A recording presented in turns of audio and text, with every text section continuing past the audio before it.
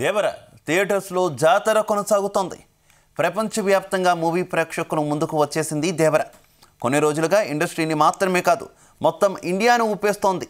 ఇక కల్కి తర్వాత ఆ స్థాయిలో రిలీజ్ అయిన అతిపెద్ద మూవీ ఈ దేవర. జూనియర్ ఎన్టీఆర్ 6 ఏళ్ల తర్వాత సోలో హీరోగా నటించినటువంటి సినిమా దేవర.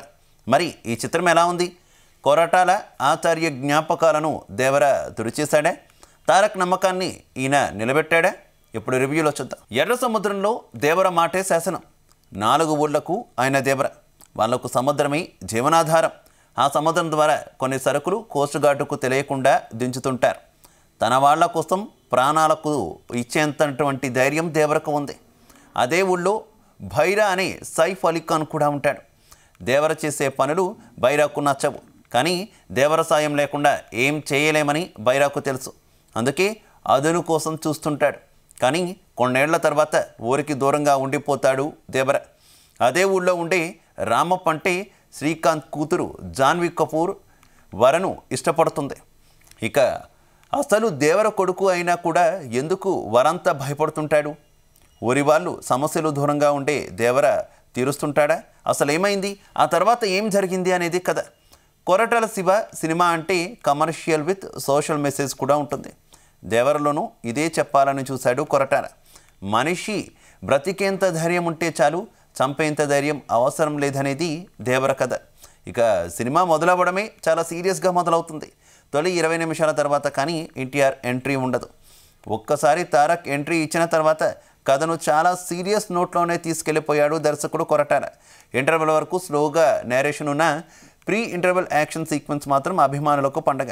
ఇక ఫస్ట్ హాఫ్లో దేవర కథ చెప్పిన శివ సెకండ్ హాఫ్ అంతా కొడుకు కథతోనే నడిపించాడు.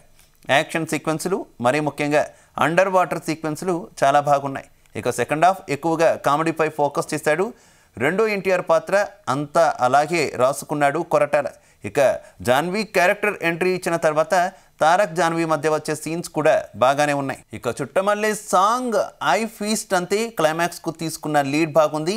అప్పటి వరకు పిరికివాడిగా ఉన్న వర అసలు ఎందుకు అలా ఉండాల్సి వచ్చింది? దేవర రక్తమైనా కూడా ఎందుకు అంత భయస్తుడిగా మారిపోయాడు అనేది చివరిలో బాగా చూపించాడు.